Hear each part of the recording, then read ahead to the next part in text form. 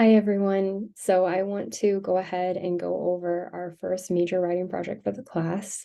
And this is something we'll keep talking about, but I just want to make sure that it's something that we have introduced as early as possible in the semester so that you can start working on it if you want, or you can at least start kind of thinking about what you want to do. So this is going to be a narrative argument. And basically what a narrative argument is going to usually ask you is something like, what is an experience you've had and what did you learn from it, right? Or what advice you have based on your own experience. Um, the word argument in this can maybe make people feel a little uneasy because everybody is different, everybody's experience is different. What works best for everyone is different. But remember that what you're doing here is you're sharing your perspective. This worked for me, right? And for a lot of people, that might help them realize, oh, you know what? I haven't tried that. That's something I want to try. Or, wow, I've really never thought about it that way. Not everybody can relate to each other. Some people are going to have just super different life experience. But we can at least learn from each other that way, right? Oh, wow, I've never really had to do that. That's really interesting. That's another way that you can potentially um, communicate to someone else in a way that is still making an argument, even though it's not telling them you have to change, right? It's just a very cool type of argument. There's a reason this is such a popular genre. The main reason is actually that this is supposed to be the most persuasive type of communication that we have as humans. And probably that's because we're so social. And so if you give people a lot of statistics, numbers, things like that, that can be a very persuasive type of argument, right? We're looking at the numbers and we think, that's really interesting. 90%, that's a lot. Okay, yeah, I should definitely look into that. But there's just something about somebody saying, oh my gosh, you have to try this place. It's incredible. I mean, seriously, every single time I go there, it's just like the best food I've ever had. For some reason that just really works on us, okay? And so it's probably because we trust people, or we like people, or we like to listen to people, or we like to learn from people. I don't really know. I just know that's how it works. Okay, so what I want to encourage you to do is think about something that's maybe happened in your life, right? And another thing with this assignment that can be kind of overwhelming is that when I say that, people tend to think, oh gosh, nothing's really happened in my life. I don't really have anything to talk about. Okay. Maybe you do, right? Maybe you have had extreme experience, maybe you survived a water rafting, adventure or something like that. Maybe you have something exciting like that to talk about. A lot of people write about things that have happened to them that are hard, like losing a pet or something like that. Um, but I've got to tell you, some of the most interesting narrative arguments that I read are actually about things that are considered mundane. So, for example, one semester when I was teaching this assignment, I had a student write their narrative argument about their experience walking to class. And that sounds boring. If they had said that idea to me, I might think, how are you going to make that into an argument? But what they did was they talked about walking down this like busy pathway, all these students walking past them, and they just noticed, because they're trying to come up with an idea for their paper. They noticed everybody is just looking at their phone while they're walking to class, and like nobody is paying attention. And so they're seeing people bump into each other.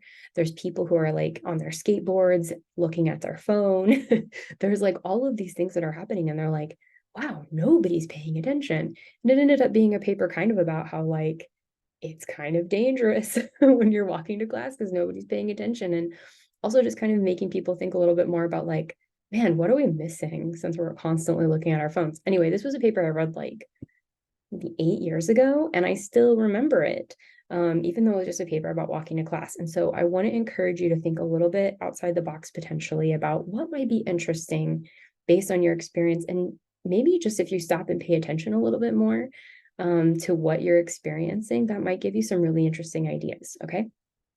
All right. So when we're talking about arguments, and we'll talk more about this, but we're talking about trying to change the way that somebody thinks or behaves.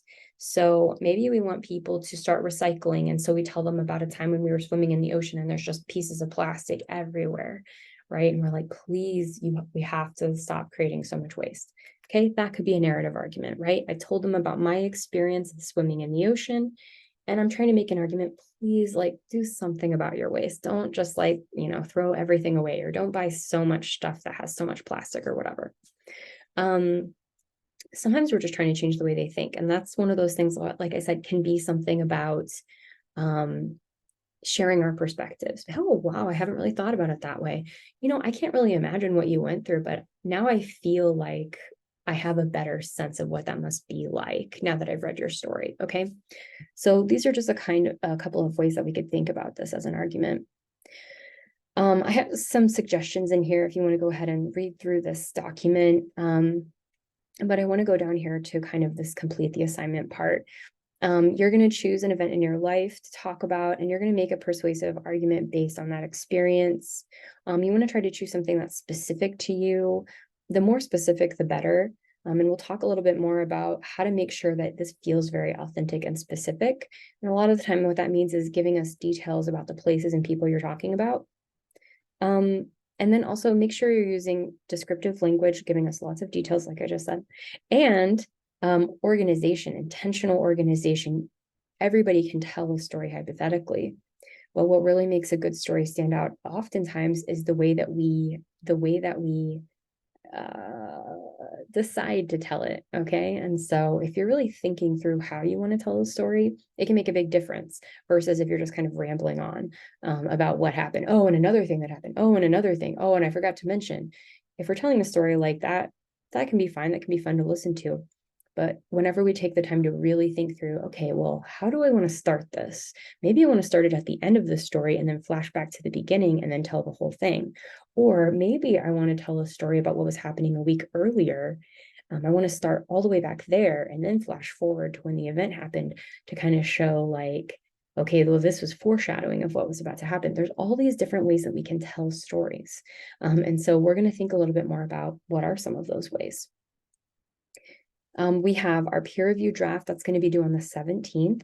And so at that point, you want to have about 500 words written. It's okay if you're a little shy of that, and it's okay if you've gone way over. Okay. So just try to make sure it's around 500 words. And then your draft to me is going to be about 1,000 words. That sounds like a whole lot, but it's actually not that much. And if you're short of 1,000, then I can always give you suggestions about, oh, I'd love to hear more about this, or this would be a great place for you to add some detail or something like that to help you get to that word minimum. And hopefully you'll already have some of that feedback from peer review as well. That's going to be due on the 22nd. Okay, I just wanted to let you know there's also going to be kind of an alternative assignment, an alternative way that you could complete this assignment, I guess I should say, which is that still writing 1,000 words. So it's going to be the same minimum. You could write 3 different short essays. And so I've given you some prompts here of things that you could do. One of them is to write a letter or an email to someone, maybe someone in your life about an experience that you shared. One is to answer an interview question. And so, I've given kind of one that I've heard before, one that has happened to me in interviews, that I think would be a good one for this project. But if you had a different one that's kind of a similar structure, that would work well as well. This one is actually from our scholarship application, is a prompt that will kind of help you make a case for why you deserve a scholarship. And by the way, maybe would be good to start writing now so that you can go ahead and apply for. Another option would be to fill in a LinkedIn page, to start a LinkedIn page or to fill that in. And specifically, you could just include your paragraph about from the About section. And then the last one would be to create a social media post or video or thread, just something for social media. All of these are going to have different audiences, and so they're going to affect the way that we would then tell this narrative. And we'll talk more about that. But I think that what's important to keep in mind is that all of these are narrative arguments. All of them are us talking about our experience in a way that is then going to suggest people think or act a certain way. Okay. And so maybe think a little bit about what that means. That might also help you if you did want to do this more traditional one, that might help you think about that one differently. Okay. All right. That's it for this video. Hope this was helpful. Please let me know if you have any questions about the assignment, and have a good day.